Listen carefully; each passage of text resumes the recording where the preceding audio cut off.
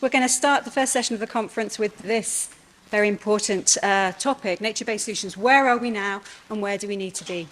So this session has been co-convened by WWF and by the NBSI and is going to be chaired remotely by Josefina Brana. Josefina serves as Vice President and Deputy Lead of the Forests team at the World Wildlife Fund. And in this capacity, she manages and supports efforts to halt deforestation and forest degradation in critical geographies.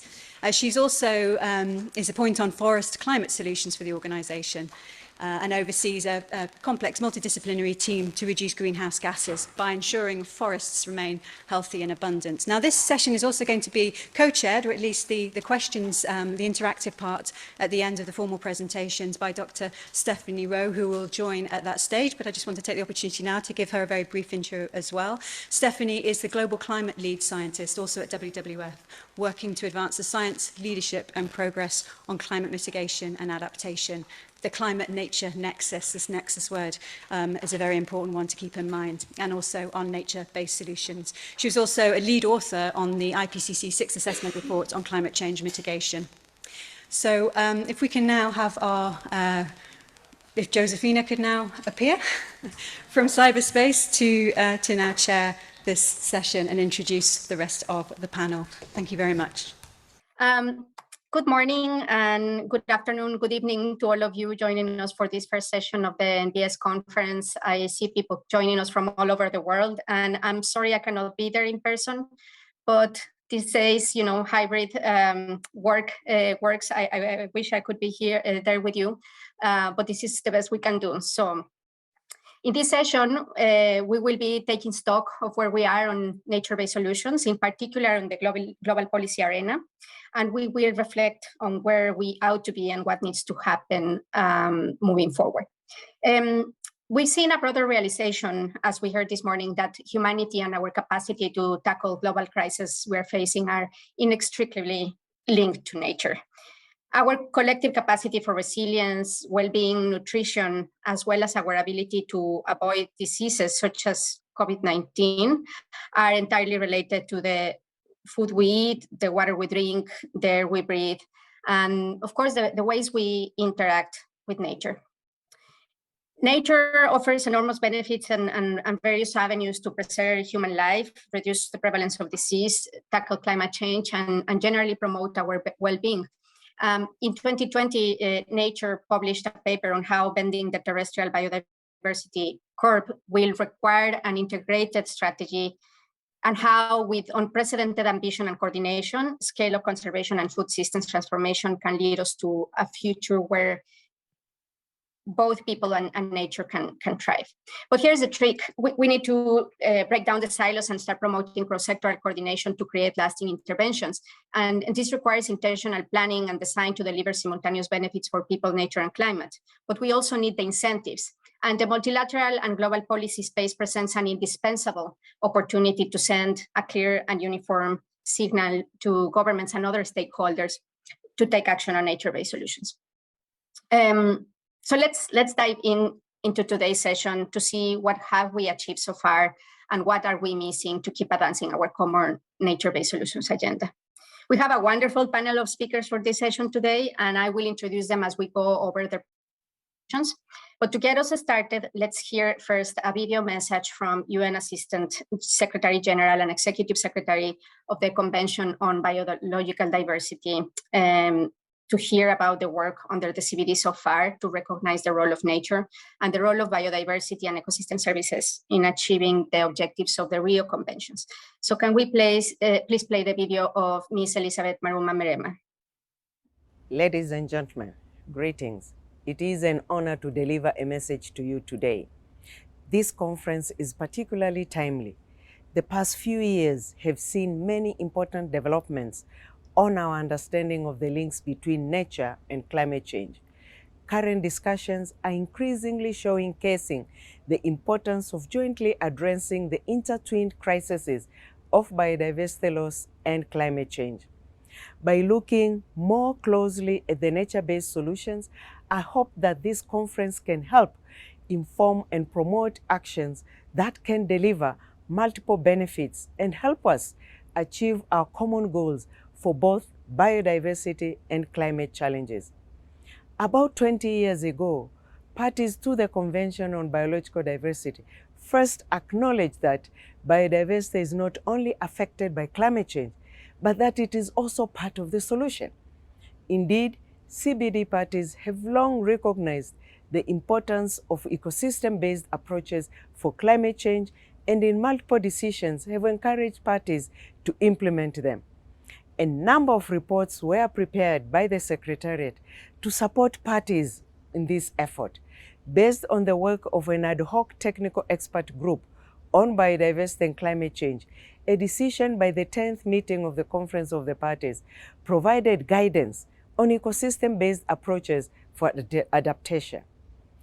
These were described as the use of biodiversity and ecosystem services as part of an overall adaptation strategy to help people adapt to the adverse effects of climate change.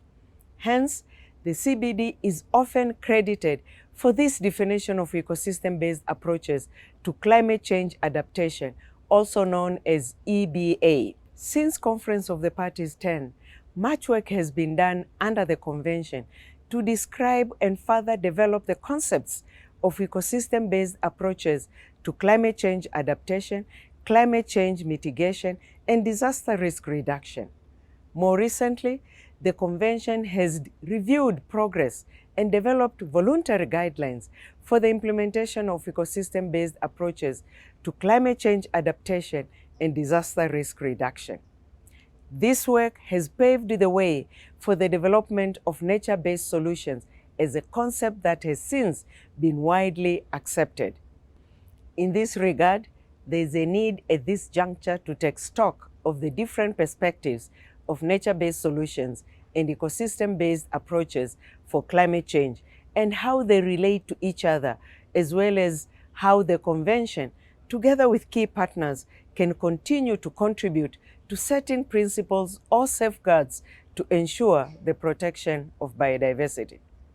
Part 2 of the 15th meeting of the Conference of the Parties, to take place later this year, will be reviewing a recommendation on biodiversity and climate change taken by the subsidiary scientific body, which takes note that nature-based solutions with biodiversity safeguards are an essential component of ecosystem-based approaches to climate change adaptation, climate change mitigation, and disaster risk reduction. Furthermore, the recent resolution adopted at the UN Environment Assembly 5.2, which provides a definition for nature-based solutions, also noted the use of different terminologies. It acknowledged that the concept of nature-based solutions is cognizant of and in harmony with the concept of ecosystem-based approaches identified under the Convention on Biological Diversity and other management and conservation approaches carried out under existing national policy and legislative frameworks and established under relevant multilateral environmental agreements. In addition, a recent report prepared by the United Nations University, following a request from the 15th meeting of the Conference of the Parties to the UN Convention to Combat Desertification, looked at the specificities, similarities, and relationships among the concepts of ecosystem-based adaptation and nature-based solutions, and revealed that there is a strong degree of coherence and alignment among them. With a large number of research programs and global initiatives supporting the case for nature-based solutions, there is also an increasing recognition of trade-offs associated with nature-based solutions. The 5th edition of the Global Biodiversity Outlook, the flagship publication of the Convention on Biological Diversity, identified 4 important caveats to the use of nature-based solutions. 1, while nature-based solutions are an essential part of the solution, the climate problem cannot be solved without the stringent reductions in the use of fossil fuels.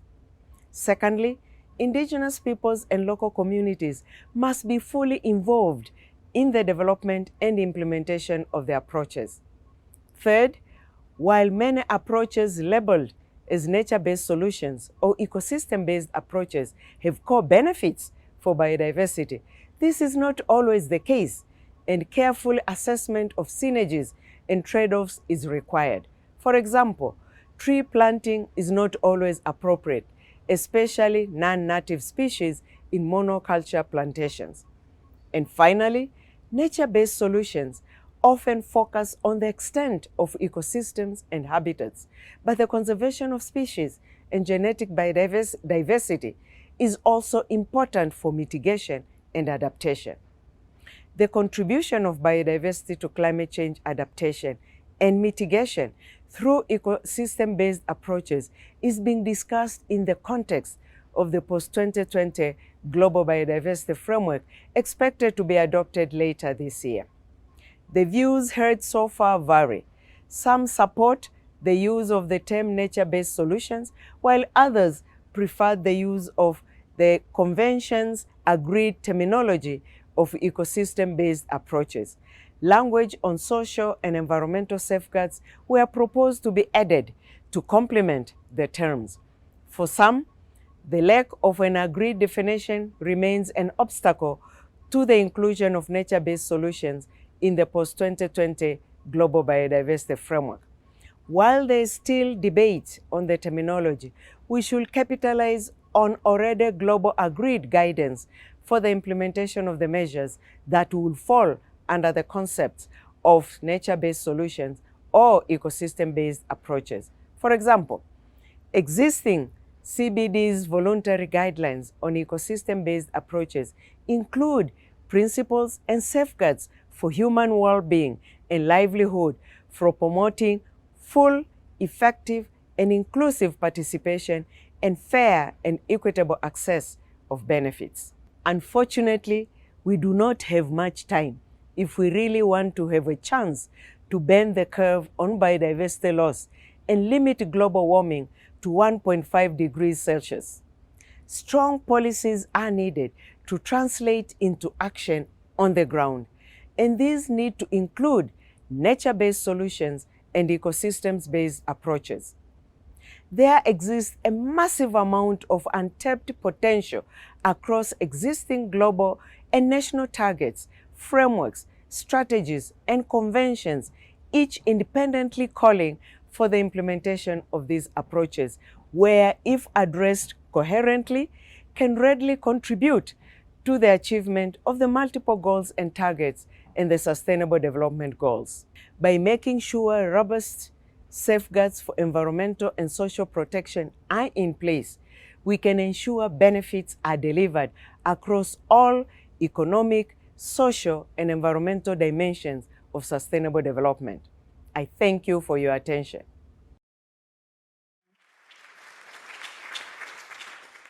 Thanks to Ms. Mrema for providing this clear message about the unequivocal role of nature in meeting the objectives of the Rio Conventions, in particular the CBD, and giving us a little bit of a walkthrough in terms of what we can expect in the coming months. But let's now turn to Manuel Pulgar-Vidal, our global leader of climate and energy for WLF, and former Minister of Environment of Peru and President of the UNFCCC's COP20.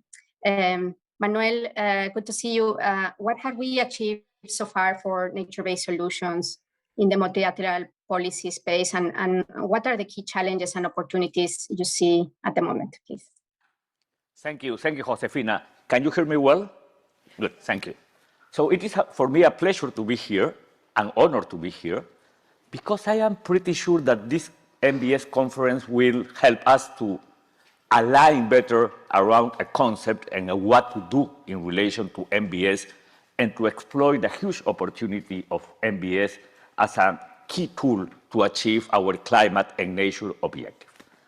So I will divide my 10 minutes in three. Where are we? Where do we need to be? And what to do? So let me start with the first one. Where are we? So I think that we are in a time in which we have developed a strong progress when we think about NbS. And I will refer to what kind of progress we have gotten and why that is important. But also we are in a time in which a strong confusion is emerging around the concept. So I would like to clarify why are we in this time of confusion and how to clarify. How can we move this forward? But more important than that, it is that we are in a time in which we are navigating our NbS into a time in which we are suffering of lack of credibility. As you heard in COP26, as it was mentioned by the UN Secretary General Antonio Guterres, we are under a credibility crisis. We are suffering a credibility gap. The point it is how much that credibility gap is affecting NbS and its progress, and what can we do to sort this credibility gap and to make NbS a great opportunity to achieve our objective. So let me start with the first of this first point, progress. We have in some way gotten a good definition, a good concept, and probably this is too essential, it is too basic, but sometimes it is important to go back to the essence, to the beginning, because probably the first question that I would like to make to you, it is, do we need a well-formalized concept? It is important to get political traction around a well-defined and well-agreed concept as a way to make NbS a strong opportunity. In my point of view, yes. And that has been gotten since the UNEA 5.2 some months ago, in which for the first time ever, a good concept around NbS has been adopted. And for sure, this will move the needle, because this will need some complementary rules, this will need some implementation tools, and probably since the UNEA 5.2, we will have, or we could have, further development of what NbS means. But let me go to the concept. For sure, I will not tell you what UNEA 5.2 is saying. But it is interesting when we think about the concept that, in my point of view, when we think about NbS, there are three main pillars. NbS, it has been built over three main pillars. The three are important, are equal. The first pillar that we are most of the time forgetting, it is that NbS should address a societal challenge. So that means that not every intervention on nature, it is an NbS. If it is not on purpose addressing a societal challenge, it is not NbS.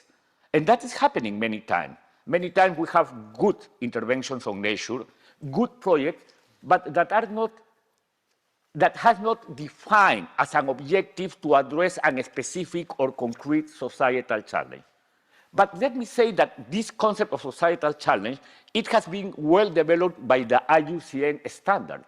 Because what the standard it is saying to us, it is that that societal challenge should be a priority, that societal challenge should be well documented, and that societal challenge should help us to track progress, to monitor progress. So that is why, for me, that is one of the key pillars. If I am asking to somebody that it is developing an intervention on nature, what is your societal challenge and how are you measuring progress? And they could refer to the National Adaptation Plan, to the National Determined Contribution, to the food security strategy of that country, probably I can confirm that that first pillar, it has been confirmed. But that moves me to the second pillar, that it is biodiversity net gain and ecosystem integrity. And as Elizabeth Mrema has just told us, not every intervention on nature, it can promote those benefits. Not every plantation, it is nature-based solutions, because it could affect biodiversity integrity or ecosystem integrity. So the point is, who should confirm that? And I will move to that question when I refer to the Biodiversity Convention and what it is happening. And the third pillar, for sure, it is economic and social benefits based in a well-developed trade-off analysis. So the three are the pillars. And let me say something to you, friends, in a very polite way. Most of the time when I listen interventions about nature-based solutions, people, it is referring mostly to the second one, to the biodiversity, looking if it should be peatlands, if it should be mangroves, but most of the time we are forgetting the other two values. The point is that nature-based solutions should combine the three pillars as a single one. That is the way to confirm that. But let me add something that it has been well referred in UNEA 5.2. that for me it is important for something that I will say later. Where it is. Do not replace the need for rapid, deep, and sustained reductions in greenhouse gas emissions. So also that is important. So NbS, it is not a way to divest our main obligation, that it is deep and absolute reduction within the value chain. So we have the three pillars and we have this condition. If we are able to understand that concept well developed, and also if we are able to develop complementary rules for that concept, I am sure that we will strongly advance. But now let me move into the second element of this first point, confusion. What kind of confusion? First, which one is the gender and which one is the species? It is ecosystem-based approach and nature-based solutions exactly the same? It is ecosystem-based adaptation, nature-based solutions, and ecosystem-based approach exactly the same? It is nature-based solutions, the umbrella concept, as it has been said by IUCN, and I am not fully agree with that idea that NbS, it is the umbrella concept. So are we competing in relation to terms, or are we developing complementary ways of addressing our main objective? I think that ecosystem-based approach, and probably I am not fully agree with Elizabeth, but the point it is that ecosystem-based approach, that it is based on a decision that was taken by the CBD in the year 2000 under the title Ecosystem Approach with 12 principles, are complementary with nature-based solutions, that it is a different thing. Complementary but different. But unfortunately, friends, we are moving in circles. And we have footnotes of the CBD negotiation, the Global Biodiversity Framework negotiation, saying that are complementary, in some others saying that it is umbrella, in some others, we don't need to take a decision. Are different but complementary, it is, in my point of view, the way in which we should address that. But also there is a confusion because of this competing relation, because of the role that CBD is resisting to adopt in relation to nature-based solutions. So saying in some other words, the CBD community, it is not open to adopt nature-based solutions as part of the global biodiversity framework discussion. I went to Nairobi 2 weeks ago or 10 days ago, and I saw how much resistance the concept of NbS is getting. Some people, parties saying, no, friends, NbS means the commoditization, probably, sorry for the word if it is not correct, of nature. It is to put nature in the market, and it is going against the Pachamama, the Buen Vivir, and the Mother Earth. Is that correct? It is not. There are not any reason to think that NbS, it is affecting the Mother Earth, or it is affecting the rights of the Pachamama. That for sure it is related to something that I will refer after this concept. But the point it is that, let me make you a new question. What if not? What if the CBD is not able to recognize the role that they should play as the authority of nature in relation to NbS? Somebody else will develop that rules. The only organization, body, community that will lose, it is the CBD itself. Because if we know that we have those three pillars, and the authority of nature, it is not recognizing that they should address, especially concretely the second one, they will lose. They will lose the opportunity to put some principles to secure biodiversity net gain or ecosystem integrity. And that moves me to some other element. It is that NbS in the GBF, the Global Biodiversity Framework, shouldn't be treated as a target.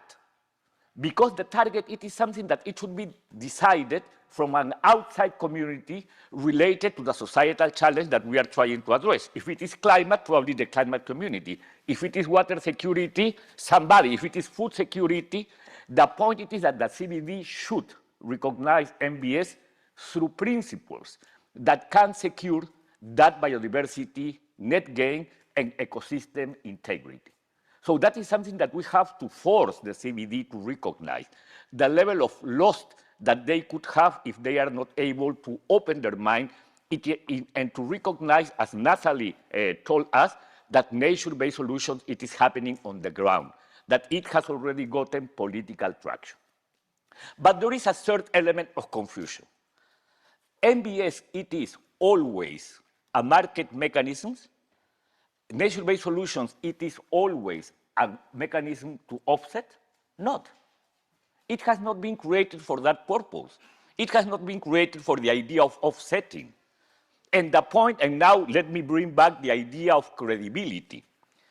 We have had more than 25 years with RED, with CDR mechanism, now with nature-based solutions, with voluntary carbon markets. We have compliance markets now.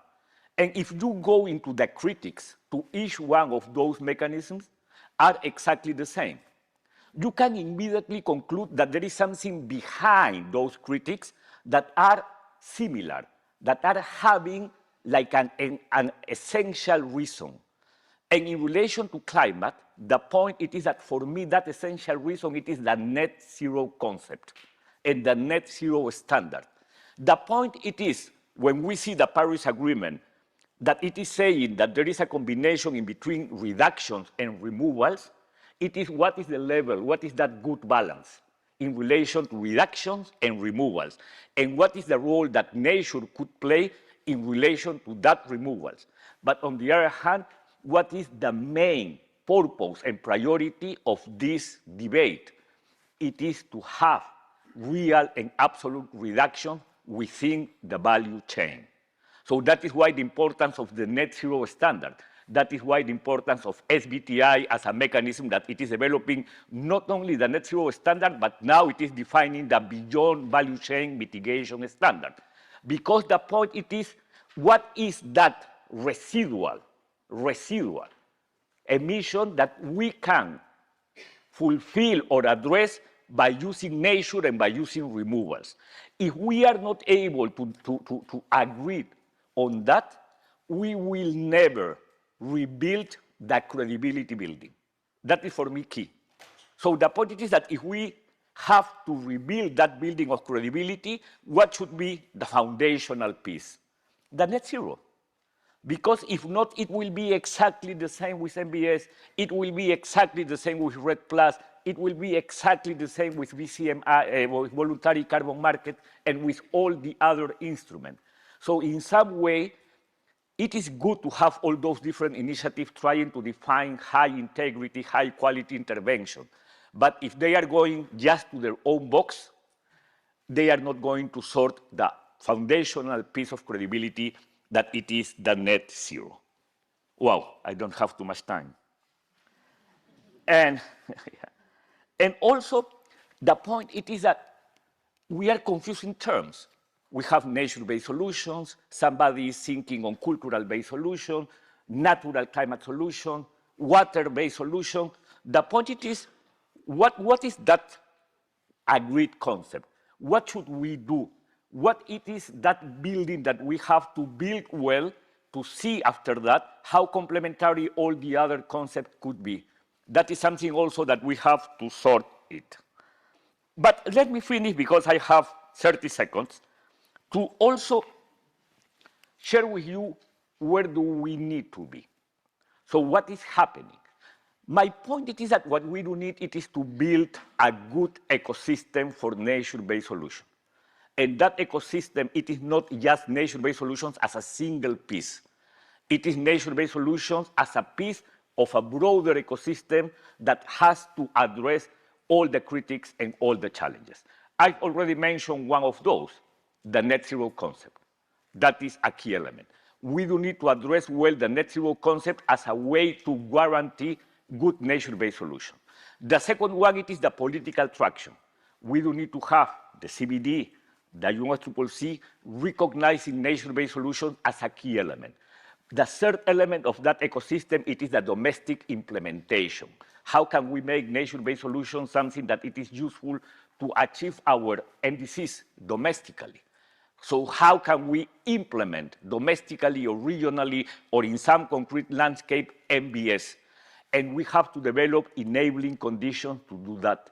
And sometimes those enabling conditions are not laws, are not a governance mechanism, are some rules to promote public and private investment domestically to promote that the Ministry of Finance it is able to invest in nature-based solutions in an effective way. So that is the third element.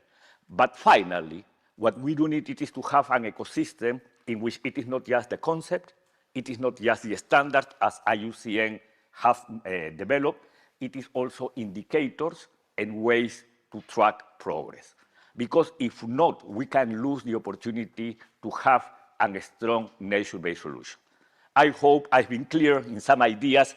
Probably I have not confused, but mixed many ideas at the same time. But again, thank you for this invitation.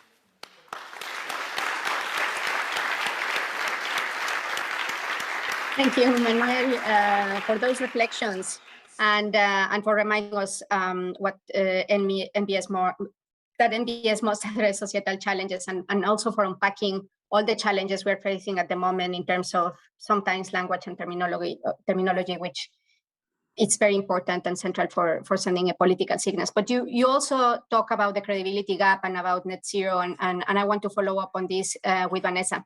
Vanessa Perez-Cirera is the director of the Global Economic Center at the World Resources Institute. Welcome, Vanessa. Thank you for joining us. Can you share your reflections around nature-based solutions and net zero commitments? How newer thinking on economics can help us avoid the confusions and seize these opportunities for nature-based solutions, please? Sorry, you have 10 minutes. Manuel set a bad example. I'll be happy to. Can you see my presentation? Yes? Yes. Okay, excellent. Hello, everyone. Very, very happy to be here. Particularly, I am very happy to share this panel with highly esteemed colleagues that I care about and I respect very, very much. And thank you, Natalie and Oxford for creating this conference. I just see from the online participants, this is definitely a topic with rising attention. So it's good. I think my presentation will be very aligned to what Manuel was talking about, and hopefully can also be complementary and include other additional pieces of information.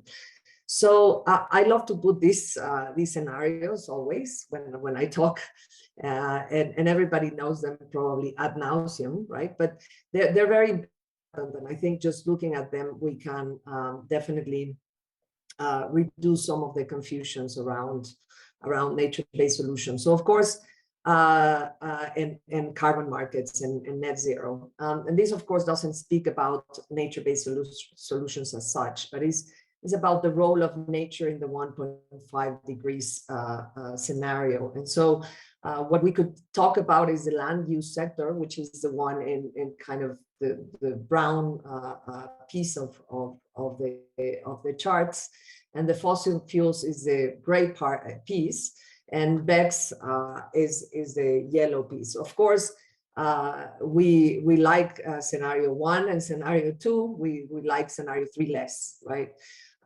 Something that we should be taking into account is that we should have already peaked fossil fuel use strongly, right? But that we won't have a 1.5 degree scenario without nature. That should be critical, right? We won't have it. And in every scenario, nature plays a key role. Of course, the priority is to reduce the harm in nature and halt deforestation.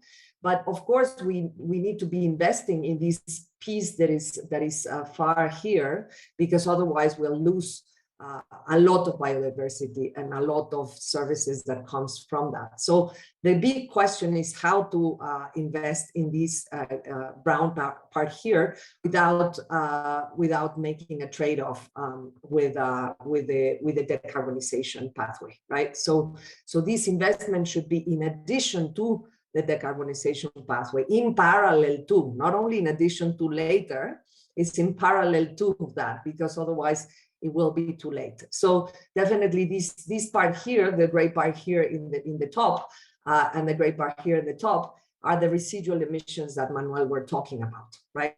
So it's about having that very, very deep decarbonization and investing in nature-based solutions in parallel. I talk that is nature-based solutions for mitigation, or nature for mitigation, but there's a huge amount of benefits from nature to reduce the vulnerability of communities and vulnerability of society as a whole. And I just put this, I won't go into detail, but just for you to have an idea of the different services here and the different benefits to society. And I put this picture here because I do think that nature in the past COP was hailed in a very special way than it was before. And also nature-based solutions was also recognized, probably not at the level that we wanted, but recognized importantly. And so nature-based solutions for adaptation was also recognized, and nature-based solutions for people, even the big confusions with offsets. This is a chart that I very much like from a report from WWF that was released last year, and I think it helps clarify what Manuel was talking about. We have 5 main societal challenges that nature-based solutions can address: human health, disaster risk reduction, water security, food security, climate change. And in doing that, we should ensure a net local socioeconomic gain and a biodiversity gain. So that those are the sine qua non, so as to say, right? So you can have a nature-based solutions that is focused on human health, but you have to have local socioeconomic gains and net biodiversity gains. And so this is the difference between the usual understanding of ecosystem services, but also, as Manuel mentioned, when we think about ecosystem services, we shouldn't think about this agenda as contradicting the ecosystem services agenda. All the opposite. It's the ecosystem-based services agenda with a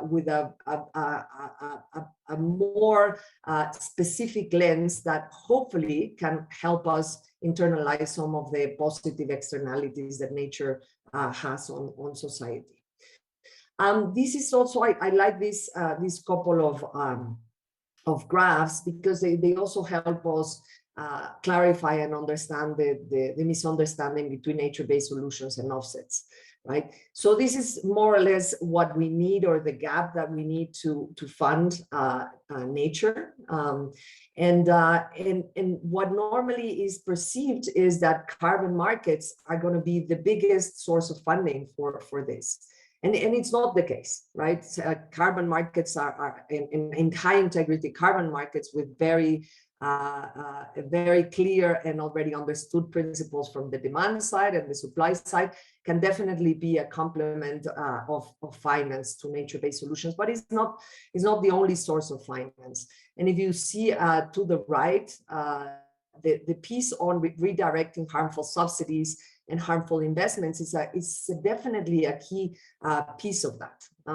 And then the new revenue piece is an important one, and then investing more wisely. And I think the important part of this is understanding how do we do this.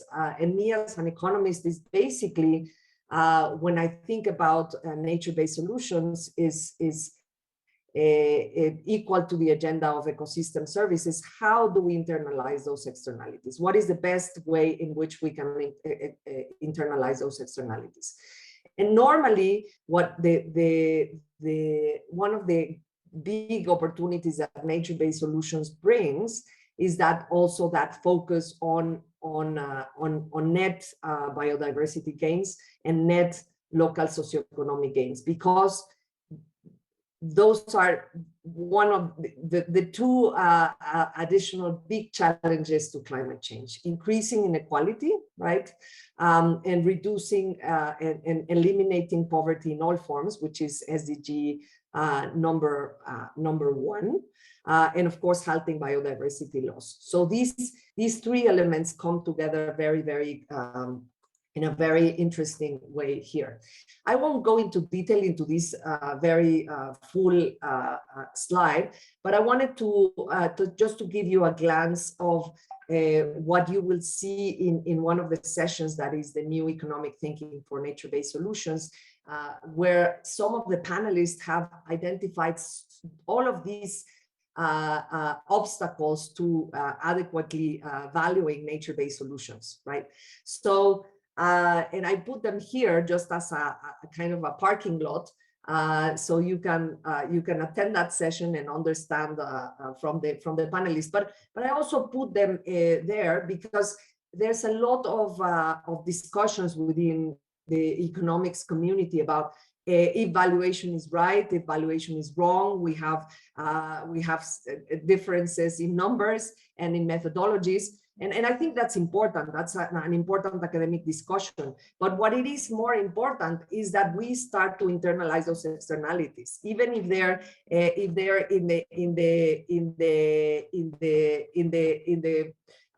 there's so much difference in the numbers, right? That in the gap that it doesn't really matter in the short term whether those valuation analyses are too different from each other. What we need to do is to channel investments into nature-based solutions now. So what are the three interconnected drivers and why I think they are important? They're formal and informal institutions, which are made of people and made of perceptions, the economic goals and paradigms, and then financial flows. And these three things are very highly connected, right? And so I want to get a little bit into more detail in terms of the economic goals and paradigms and why are they important to increase the investment in nature-based solutions. So what are the things that we need to sort as economists in terms of the paradigms and why are they important? So normally the measure for economists and I think that for many politicians is GDP. And what does GDP measure?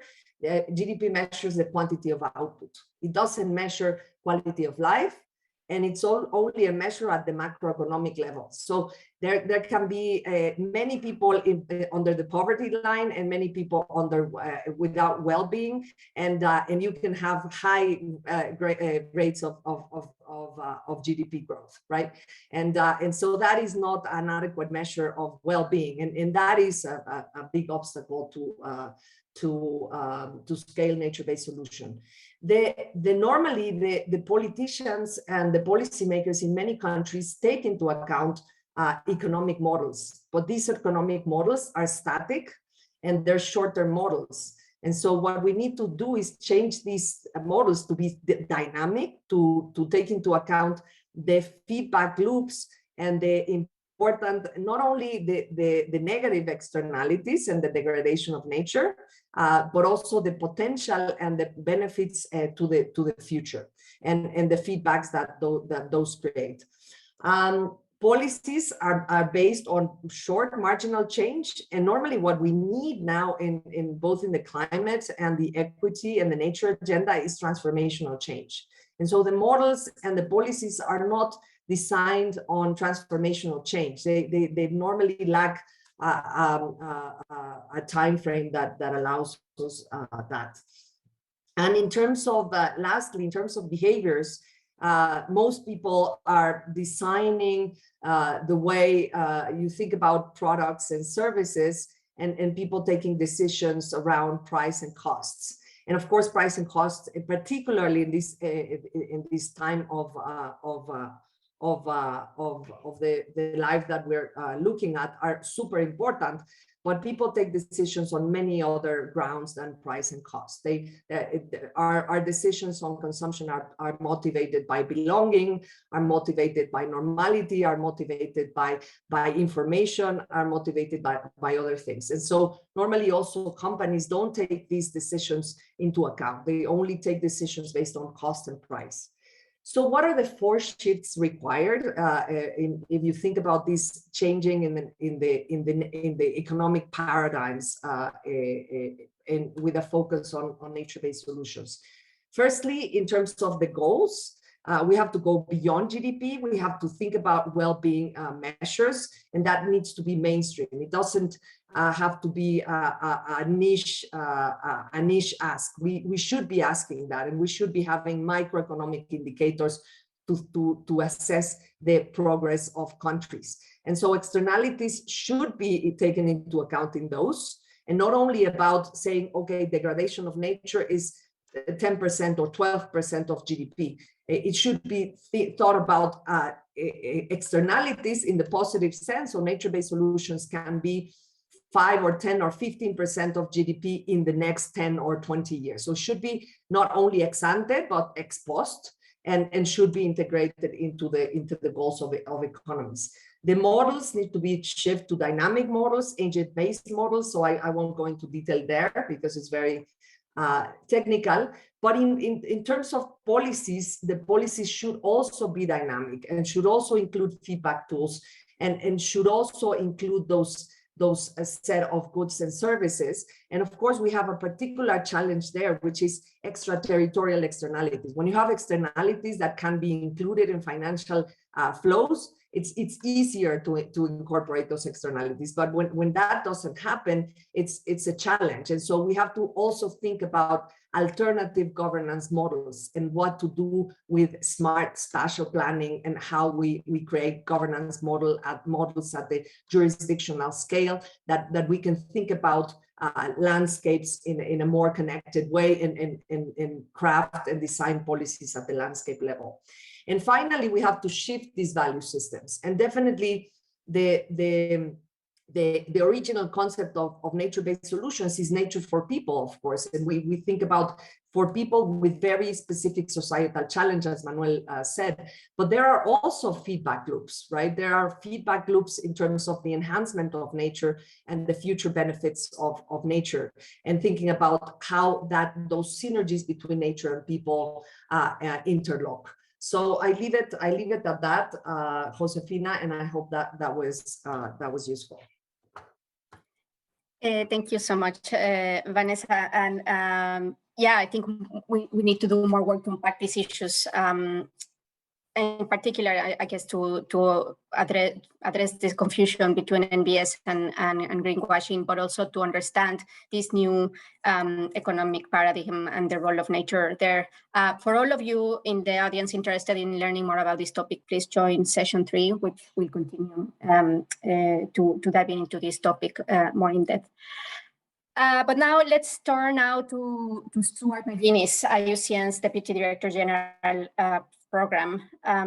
Stewart, we heard about recent developments, emerging challenges and opportunities, but I want to ask you where we need to be in NbS at the multilateral policy agenda from your perspective.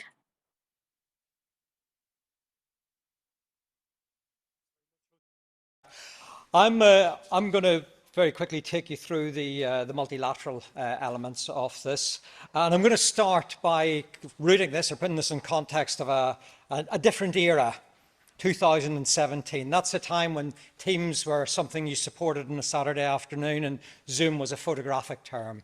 So we've at that time, I beg your pardon. At that time, in January, Nature published an editorial entitled "Nature-based solutions is the latest green jargon that might mean more than you think." I won't go through it's there, the key points are up on the screen, but basically the idea was, you haven't heard of this, but it is actually quite important, but it needs a lot of work to be underway, and then it concludes with this point, well, you know, maybe sustainable development, biodiversity, they equally sounded vague when they were written. And then this key point, and both emerged into the policy debate. Now, I think actually where we are today, and we've heard this, you've all heard of nature-based solutions, I assume. I think there's been a lot of work and engagement around that. But where we are, and we've just heard this over the last couple of presentations, we're still in there. We're still not. We don't see it fully grounded into the multilateral policy debate, or certainly maybe I should better frame that. Say we don't see it yet fully recognised within the multilateral policy debate. So the where do we move forward? Now, I think the first thing is, do we actually need to see nature-based solutions in in the policy debate, and I think yes, but we also need to realise it's not a silver bullet. It is important, but it's not a silver bullet. And I think actually looking at the role of having nature-based solutions recognised in CBD and UNFCCC and the likes is important, because even if it's recognised, even if you've got those words in a clause, in an agreement somewhere, it does not automatically mean that you will see follow-through, that you will see implementation. And therefore, I think what is important before sort of saying, right, when do we get this into CBD? When do we get it into UNFCCC? We need to actually say, are we ready? Is there the strong foundational elements, the strong foundations that are actually important both to bring different parties along, but also to mean that we're actually placed to follow through and implement. And by those strong foundations, I mean, is there, and you've heard this, sorry, several times now, but I suppose it's good repeating these arguments. Is there clarity on what we actually mean? Is there, are we clear on the means of verification? Do we know what we would get? Do we know what we'd see when it actually materialises? And what are the means of implementation? The how and the where and by whom this will be delivered. And I think there's several key things here, particularly with implementation. You've heard this already: stakeholder safeguards, the economic viability and the resourcing, biodiversity safeguards, and critically, this point that's been flagged several times, this issue of environmental integrity. Is it actually undermining other work? Now, I would say that there's several of these have been addressed. Certainly, and I'll stick my neck out here, I think on clarity of framing, I would agree with Manuel. I think we've got it. A month before that Nature article, the IUCN members had actually, the states, government agencies and NGOs had actually come up with a definition of nature-based solutions, which has been used quite frequently. What UNEP did, and I actually have to really sort of acknowledge the role of, what UNEA did, and I've got to acknowledge the role of UNEP, is they qualified that, but they actually enhanced it. So basically, that little box up there highlights, okay, you'll see a few qualifying points. Instead of talking about ecosystems, it talks about terrestrial, freshwater, coastal, etc. But essentially, these definitions are one and the same. They're absolutely the same. And certainly those red points, what's highlighted in red, the key definitional parts of that framing are exactly the same. It's about actions. It's not about aspirations or promises. It's about actions. It is about natural or modified ecosystems. It requires healthy or restoring ecosystems to deliver those goods and services. And it's about providing benefits both for people and for biodiversity. So, I say this process of actually getting clarity on what we are, I'd say it started in Hawaii and moved through to Nairobi with UNEA, but there is actually clarity on what we're talking about. The second thing is on moving forward on verification, and Manuel has highlighted this already. IUCN worked with many of you. We consulted over 100 countries, almost over 800 practitioners from a wide range, from indigenous peoples to private sector, to come up with the eight criteria of the global standard. And you'll see in there are issues about actually recognising and dealing with the balancing of trade-offs that Pam talked about. But also what we've done on the basis of that, there is also now a self-assessment tool that you can actually start to assess how far along the tracks you are, and I'll come to that in a minute. But then maybe the issue of means of implementation is perhaps where a lot of this where there is worry, and maybe where there's actually a contested space.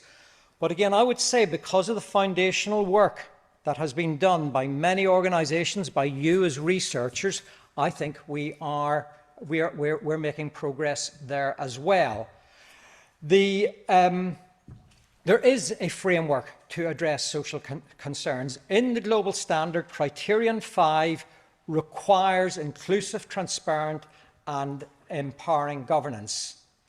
It is in the standard, we don't mention about any international agreements or any statements apart from one, the United Nations Declaration on the Rights of Indigenous People, and a requirement for free, prior and informed consent.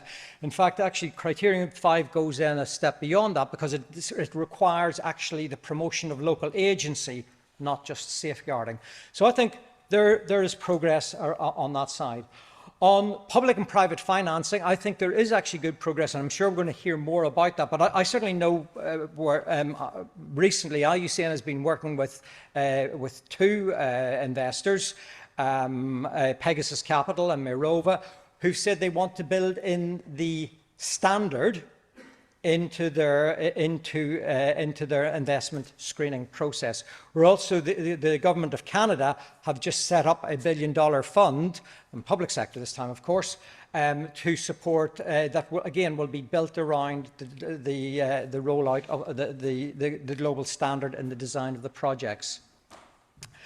There is the issue of environmental integrity, I think, is absolutely critical. But again, I think there is really good progress here. There are credible frameworks. SBTI, the Science-Based Targets Initiative, really needs a call out. They have done some excellent work on that.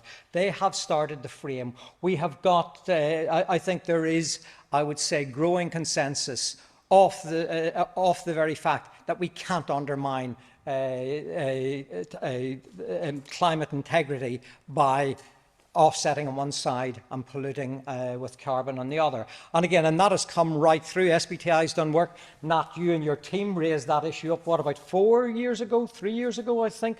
So we're building, again, there is work done on that, building up this consensus around addressing some of these challenges that have been raised up in the multilateral process about what would this mean in terms of implementation. And finally, I'll just actually say Manuel's absolutely right. Standards are good, but you need to have indicators. You need to be able to measure progress. We've actually taken the global standard and we've now developed a self-assessment framework. There's 1,500 practitioners already using it. We've got a beta version that will go online, that will be accessible, that people actually can go in and use this self-assessment tool. And we're also working with several certification organisations at the minute to develop up an NbS assurance module that can sit and complement other work, like the one that we're making quite a lot of progress with at the minute is the gold standard. So really starting to try and work that through. I would say all those things are building up now in terms of knowing what it is, knowing how we verify it, knowing how we address some of the sticky issues on implementation. They are building up. And I'd say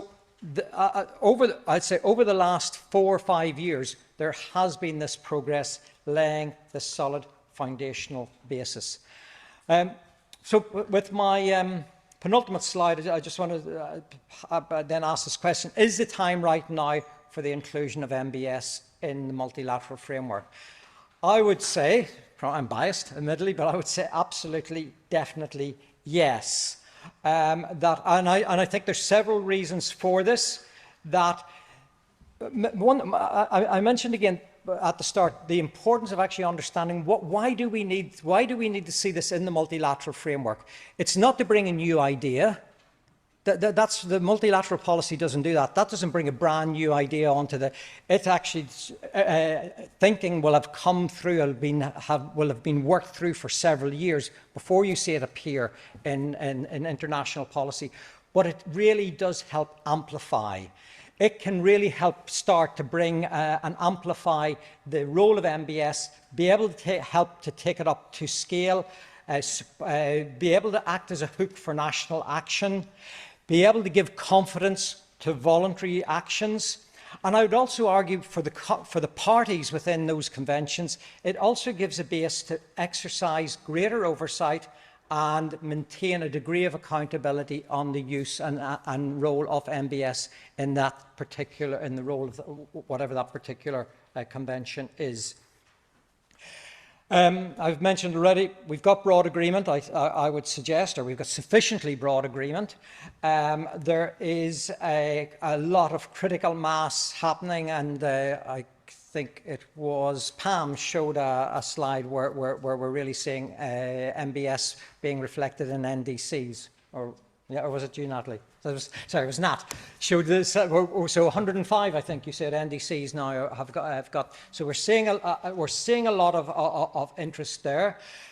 Nat mentioned the cover decision in Glasgow. And again, I actually think this is a real game changer. But I'm going to highlight a little bit different from the point that Nat raised. That bit in red, the recognition, the interlinked global crisis of climate change and biodiversity. That, I think, is a real big deal. Now, several of us really wanted to see nature-based solutions in there. Not that time, but maybe soon. But I think, actually, this is what Lord Goldsmith means when he says, some of these points will not be unpicked. This is a big deal because only a few years ago we were told, biodiversity's over here, climate's over there, never the twain shall meet unless you do a wee bit of REDD+ or something like that. That is now clearly not the case. So I think that gives us a very, very solid basis on moving forward within the multilateral framework. I think going forward, actually, we should be, the rationale should be now that this decision has been made, and NbS now gives us a framework. NbS, built on all the solid foundational work I've just mentioned, gives us a framework to operationalise this decision in terms and a framework for parties to report back on. And the final thing is just 6 weeks ago in Abidjan, the UNCCD recognised nature-based solutions in one of its decisions. So I really do think the momentum is building. In conclusion, I would say conditions are there, and it is now time to see recognition of nature-based solutions in multilateral policy agenda. In fact, it's there already with UNEA, with UNCCD. My gut feeling is I think UNFCCC is probably the best bet to get started. We've got a great hook with the cover decision from Glasgow. I'm actually less worried about how does this align between the Rio Conventions, because I think part of that, because I do think, as I hopefully laid out, there is a lot of very solid foundational work that we can fall back on. However, word of caution, I think we have to be prepared for a long game. We may not see it recognised in COP27. We may not see it recognised in COP15. But I think what we need to continue to do is keep strengthening the foundational work. It will happen. I'm confident it will happen eventually, and that editorial of nature will come true. We need to see more science and tools and guidance. Manuel mentioned we want to see more work on indicators going. We want more documentation of early application, and I'll come back to the picture in 1 minute on that. We want to engage and support national and subnational applications. Continue to work on building up the real interest in public and private finance is there already. And I think, above all, as the nature-based solutions community, let's keep our messaging consistent as well. Yes, we know there are areas that we don't disagree on. That's good. We should welcome that. That helps us move forward.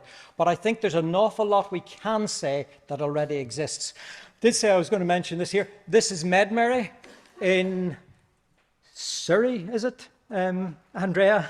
Coastal realignment. Undertaken by the Environment Agency. They applied the global standard and the self-assessment tool, and there you can see, and those are the results showing that on all 8 criteria, how well they actually did on that. So again, I think there's a lot to build on, and I would say that we should now, irrespective of when we see NbS come into the Rio Conventions, it will at one point, and what we should continue to do is continue to build up this foundational work while using every opportunity to drive home the point that now is a time that it should be recognised. Thank you very much.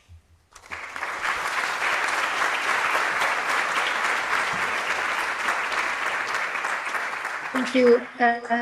Thank you very much, Stewart, for excuse me, very rich presentation.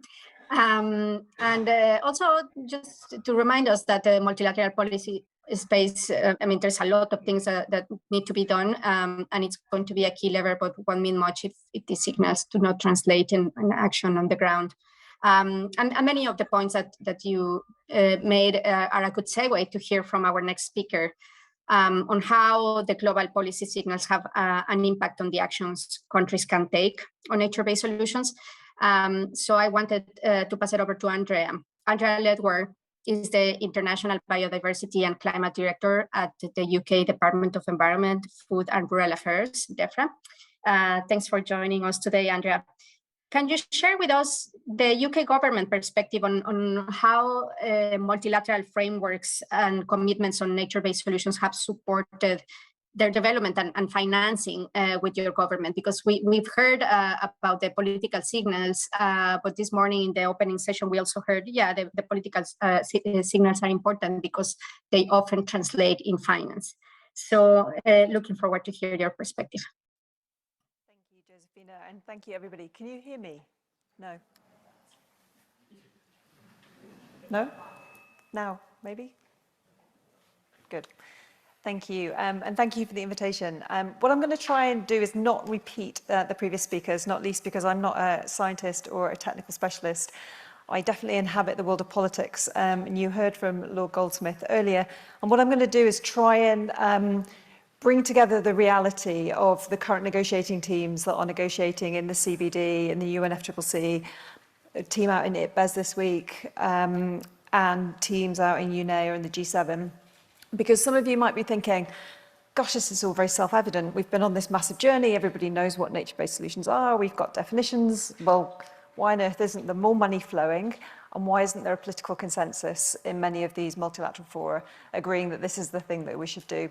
So I think what I'm just going to do is talk you through a little bit about research and science, the global agreements and the multilateral conventions, finance, and then enabling conditions to just give a sense of the political reality, I think, in each of those contexts, and maybe end with a bit of a call from action for all of you. So I think the first thing to say is, I mean, Nat and I, we met at COP26 last year, particularly around Nature Day, in the kind of heat of trying to think what the Glasgow Climate Pact was going to say and come out with on nature, which, as you said, wasn't a bad outcome. There were some who wanted it to go further on nature-based solutions. There were others that thought, actually, that was a pretty enormous step forward to get a recognition of the interdependency between climate and nature. So we do have an incredibly strong hook. We took that forward into UNEA, and we're now looking ahead, thinking what on earth is going to happen at COP27 and at the CBD in December in Montreal. So the first thing that kind of strikes me is on the research and science side and making the case for change. There is not a very clear message coming through on making the case for change to policymakers and into the political arena at the moment. And in particular, what that means is that the case for why nature at a local level, because often nature is about land, it's about livelihoods, it's about people managing land. At a local level within different countries, the case is not being made enough to influence individual negotiators and individual countries' position at many of these kind of international fora. So the case means we have global frameworks. There's some great work going on with science-based targets for nature.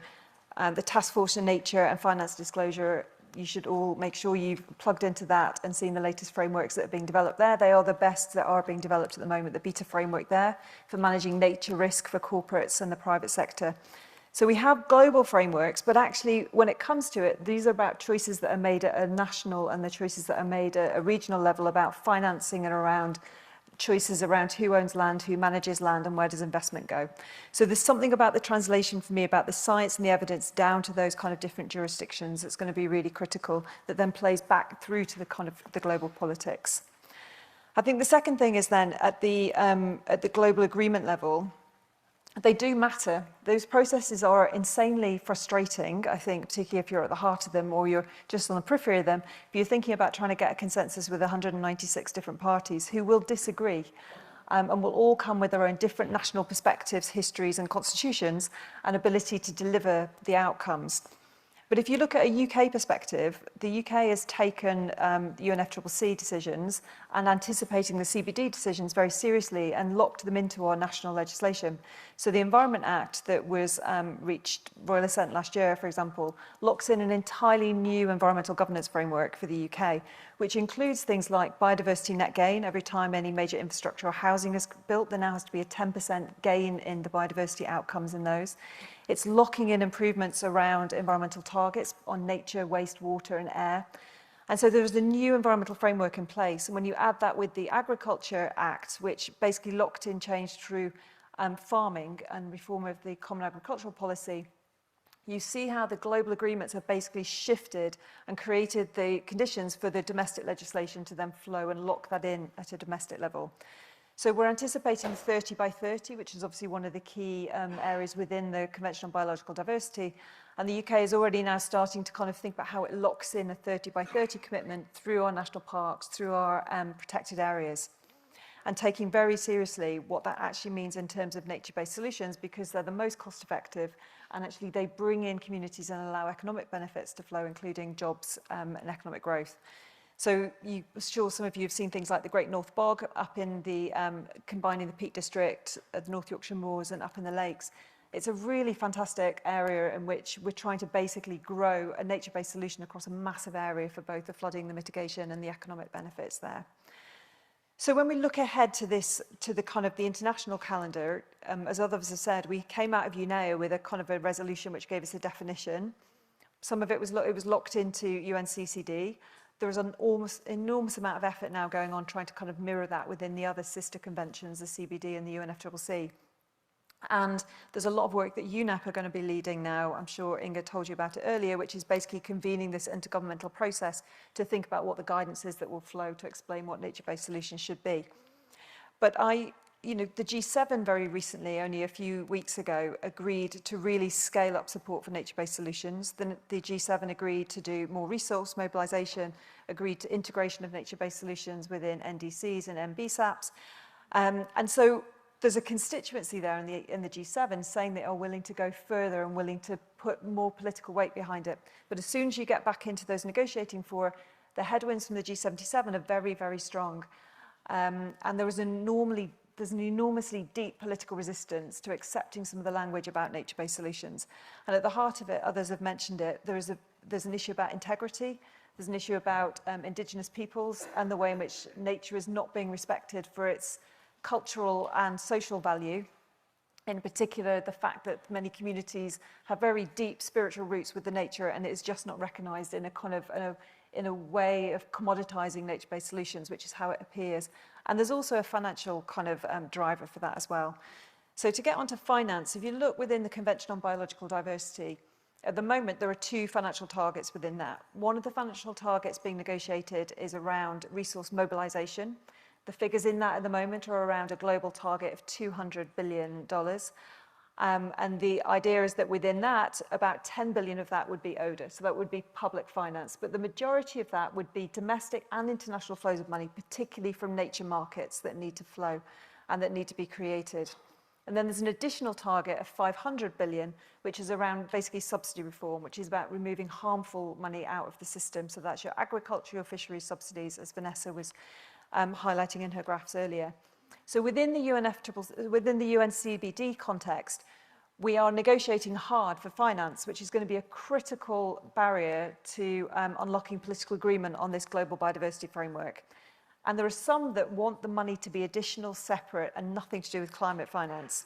And there are others that say, that's the main money in town in many cases. We have to be realistic about using climate finance to also deliver for nature, given the commitments that we've got, not only the 100 billion, but all the commitments on net zero, all the commitments that are in the system at the moment. We can't have two separate pots. And the political kind of calls range from an additional 100 billion a year just for biodiversity from ODA, remembering that total ODA flows are only 160 billion a year in total for everything.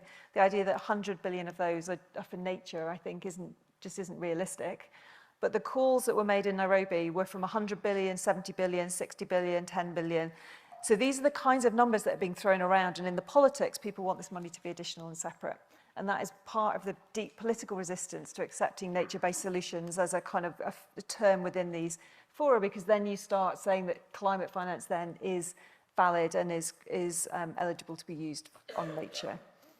So, so the finance is going to be hard in a world where people have got less finance, budgets are more constrained, there's increased debt.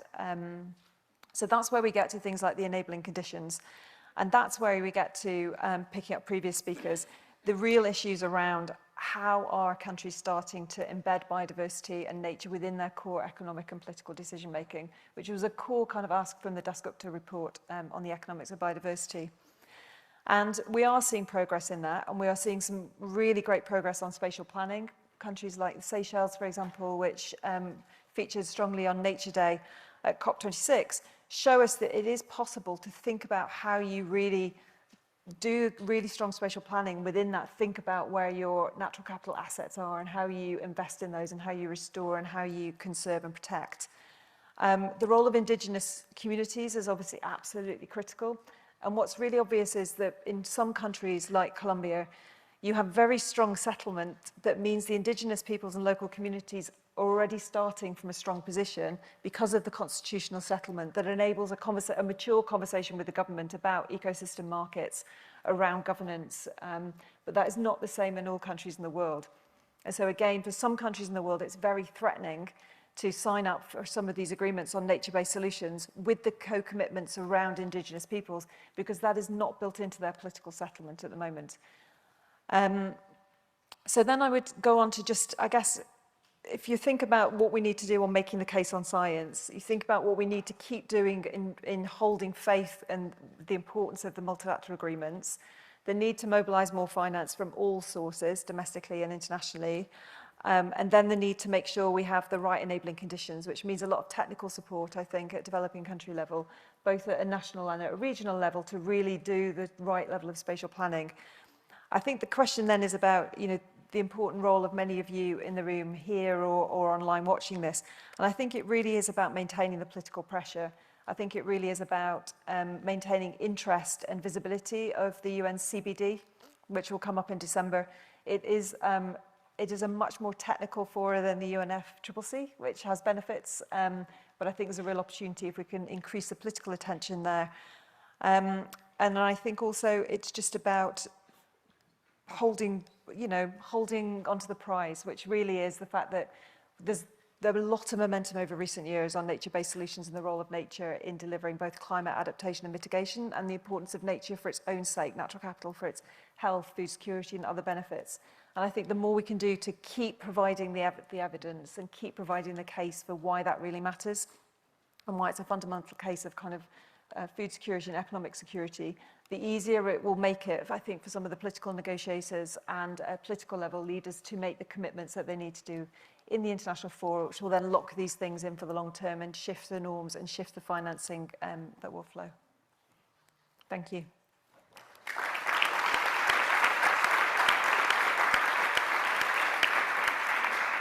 Thank you so much, Andrea, for sharing that perspective. I think it's important to ground all these, what all these political signals mean and how they translate into NbS support at the country level. So thank you for sharing your points, and I think your point particularly about maintaining the political pressure is going to be important if we want to guarantee the uptake of the nature-based solutions agenda more broadly in coherence across the different conventions and the global agenda in general. I had planned to ask you like a rapid round of questions on what's next, but many of you have already incorporated these elements of what's needed, including this maintaining the political momentum. So I want to hand it over better to Stephanie Rowe to moderate our session for Q&A, because we got good questions from the audience, and I want to make sure that we have time to address them. So over to you, Stephanie. Thank you. Thanks, Josefina. Seeing that we're 5 minutes over time already, I think maybe. Okay. Oh, okay, great. So it seems like we have maybe 10, 15 minutes. So we'll do 10 minutes of Q&A. And I have Uh-oh. Sorry, it disappeared. I did have a set of questions on this tablet that the online audience was submitting, but it has now disappeared. So Well, we if can there are start, any questions, Stephanie, you want me to? I can start while the tablet is fixed for you. sure, go ahead. And if there's anyone in the audience that have any questions, please raise your hand and we'll call on you. Josefina, why don't you go ahead and kick off the first question? Yeah, I can see some questions from the audience, and one is about monitoring, reporting, and beneficiation are as critical for transparency and credibility of greenhouse gas flows following IPCC methodology guidance. And the question is, what is the best way to establish methods, guidance for other dimensions of environmental, social, and economic impact? So not only about greenhouse gases, but how can we measure these other impacts? Maybe this is a good fit for you, Stewart, to start with, if you can take it. Okay, thanks. Can you hear me? Yeah, okay. I think there's there are a couple of entry points in this, and indeed this is, I'd say this question actually really is at the hub of some of the real concerns about nature-based solutions and climate mitigation. Let's always remember that climate mitigation is only one societal challenge for nature-based solutions, but and it is that we'll see a sort of a sticks of carbon type approach that will sort of cut a track through the environmental integrity, but also absolutely undermine the rights and not only safeguard, but also say the opportunities for mobilizing agency and recognizing agency of local communities, etc. So I think that number one is, I think it is absolutely critical if we are going to use solutions rooted in nature to address climate change, we've got to recognize that they are on lands and territories that supply multiple benefits to multiple peoples, and therefore that there actually needs to be that we need to start to build in those metrics. So I think the first thing is that this cannot be this cannot be an optional extra. It is absolutely important that we actually see a set of measures in place. Now, my second point is, I'd say that actually, again, I come back to this issue of recognizing the strong foundations we have. There is a lot of work underway. If we've set our mind to say, yes, we are going to measure these, we are going to actually document these, then there is actually quite a lot that we can actually start to draw on already. There is the practice, and indeed that was one of the things that in consultation with many of you, we tried to build into the global standard. So there were issues of inclusive governance and recognizing trade-offs, etc. So I think my feeling is that this is absolutely required, that there is a basis for to build on, and really our role now is to continue to refine that, to test it, to apply it, to see where the gaps might lie. But again, that's something that's work that we can just be getting on with now. Yeah. Yeah, go ahead, yeah. Manuel. Let me complement with an example that it is not exactly related to NbS, but I think it is a good example to move into this idea of metric or how to track progress. I am currently chairman of what it is called the Evaluation Council of the French sovereign green bonds. An interesting initiative, because the idea it is that based in some kind of French taxonomy, now moving into the European taxonomy, they choose some investment for climate mitigation, adaptation, objective, biodiversity, or pollution. And the idea it is that through the Evaluation Council, we are measuring how much positive impact those investments are having in any of those three main objectives. Using peer review, using academia, using independent arbitration. So it is a good system but by having some kind of taxonomy of what it would be an eligible investment. So those kind of systems could be useful to start to move this forward. Because, and let me say something else, I hope that I am answering the question, that is why it is so important, the first standard of the IUCN, because when it is saying it must be related to a clear and priority societal challenge, that it is well documented and that it could move progress, that immediately let me think, make me think that it should be related to, if it is domestically, to some public, well-approved, well-developed plan. And you will find the first metric by following that plan. So it is not that just, as you mentioned, Stewart, it is not something idealistic. It is an action that it should be related to a clear plan that could make us able to track progress on how much it is achieving that specific objective. So a couple of ideas to develop that kind of metrics. Why don't we take one question from the audience right there? Good morning, good afternoon, colleagues. My name is Karen Sudmeyer. I have a question, I have a comment mainly. There is a lot of research and there has been an 800-page compendium on indicators that was published by one of the Horizon 2020 projects funded by the European Commission. There is a compendium of indicators by the U.S. Corps of Engineers. The Asian Development Bank has developed indicators on nature-based solutions, etc. So there are indicators out there. How can we share those indicators in a more, I would say, a combined database and take advantage of the learnings that are coming out from, I think, 40 million euros of investments into research on nature-based solutions by the European Commission?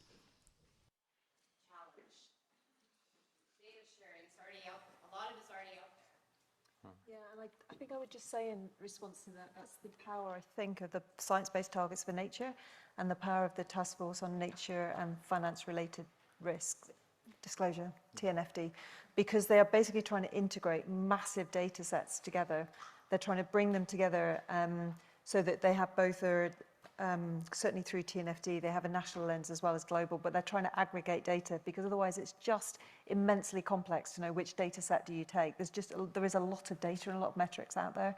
So I think certainly from a UK government perspective, we spend a lot of time thinking about this integration of data sets and how we can just encourage more kind of it bringing together and then of kind of local application. So in the same ways in the UK, we're developing a kind of a legally binding target on nature and halting biodiversity decline by 2030. It's then about a particular domestic set of data that we'll be bringing together here for the purposes of the UK to track our progress. In other countries would have to do the same according to their circumstances. But I think there's something about this integration that seems to be the key thing from talking to different actors. Okay, I have one more maybe follow-up question for you, Andrea, which is, what is the impact of the current cost of living crisis and potential for deep recession on pushing forward with NbS, I suppose, related to finance? So the cost of living crisis, I think, is dominating most of the political conversations around the world at the moment. I mean, you can see it from a UK government perspective. There's a very live conversation going on in the UK about food production and about sustainability of food production and imports and tariffs. And that's the government's particular kind of set of levers that they're using to kind of address the cost of living crisis. I think within an international context, there's obviously an enormous focus on food security. The G7 recently came out with a very significant statement on managing food security, and in particular, the impacts in that kind of North Africa belt and the Middle East, countries that were key importers of grain, particularly from Ukraine, and what that means. So I think there's an increasing recognition, but I certainly have not heard of, I've heard of the potential theoretical kind of risks and trade-offs about land being converted for food production instead of being protected or used for environmental or conservation purposes, but I have seen no evidence of that. I think instead what I'm seeing is many countries actually are looking to increase production, and many are also trying to do that alongside kind of meeting their environmental and their climate outcomes, particularly since many of them have been locked in obviously through NDCs and formal agreements that are now public that they are still committed to delivering. Great, thank you. And for Vanessa, what are the key issues to be assessed related to value systems as part of NbS and the new economic paradigm? Thank you, Steph, and great to see you. So I think the key issues normally are to get more accurate and inclusive valuation methods. But if you think about the natural capital with current valuation methods, it's about 70 trillion US dollars a year. If you compare that to the gap that we just saw around 800 or 900 billion, it's the order of magnitude is incredible, right? So I think that the issues here is how to internalize that natural capital value, right? And that is the problem. And the problem is, for me, it's a free riders problem, because it's actually, people are free riding on ecosystem services, right? And it's a collective action, right? A problem, because if we don't get common rules around carbon pricing or ecosystem services pricing across, then of course you get all this heterogeneity, right? So I think it's a free riders problem. I think it's a collective action problem. It's a public budgeting problem, because if you think about where are governments prioritizing the public budgeting, I think they should be prioritizing them to essential services to ensure that the overall population has access to public, very, very basic essential needs, food, water, energy, and that's what is not happening. And I think that we should, change that. And then the last question is, of course, what we want to do is make nature count, right? And I think the question that bears in this nature-based solutions discussion is making nature count for whom, right? And by whom? And I think that the local populations have been basically conserving nature for many decades without getting the proper compensation. So how to get that into the financial streams and to the economic frameworks without thinking that we're commodifying nature. So I think those are the types of tensions that we need to sort. And I would say that really, if we all push about explicitizing the role of nature in sustaining future quality of life, that is the kind of measure that we need to get into the basic accounting systems of countries, and also into the basic measures of progress of society, and we should all be pushing for that. I hope that was helpful. And I was going to ask one last question, but I think we are at time. So I'll hand it over back to Josefina to close out our session. Thank you. Thanks, Stephanie. And I'm sorry that we didn't get to go over other questions, because they are super interesting. But I encourage you that are there in Oxford to talk to the speakers and touch on your questions. Thank you all the speakers, to help us identify the key challenges and opportunities, and to frame many important discussions that will take place actually along the rest of the conference. Many of the comments that you made will help us frame session 2, session 3, etc. So thank you for your reflections, and thank you to all the participants for joining us and for engaging so actively in this session. Have a great rest of the conference. Thank you.